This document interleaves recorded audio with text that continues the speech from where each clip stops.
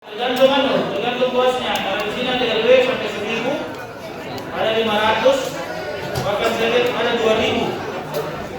Misalnya di Warna itu ada 2000 orang. Sehingga ini cukup konsentrasi cukup besar. Antisipasi itu. Itu sekitar berapa pengamanan yang digaungkan itu Pak? Jadi saya kira nanti pihak RW bekerjasama dengan TNI Polri dan Satpol untuk disebar ke sana. Kalau besar ya mereka kan semua seribu. Jadi itu yang harus dilakukan.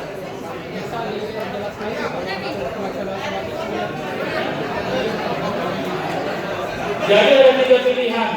Kami berharap sebenarnya pilihan terbaik adalah itu di luar masjid. Seperti yang dilakukan di Al-Markas. Itu di masjid atau di luar masjid. Kalau masjid tidak karena begini, biasanya begini, itu rata-rata 500, prediksinya rata-rata 200, tidak mungkin lah masjid bisa menampung itu 500 orang. Kecuali sekali terus di jalanan ada masjid. Kenapa itu masjid spesial masjid yang bisa kita pakai? Terserah, lapangan maupun jalan. Kalau tidak di lapangan, sebaiknya jalan. Kecuali mungkin lapangan Karbosi. Kalau Karbosi kan kita tutup, kalau kita pakai.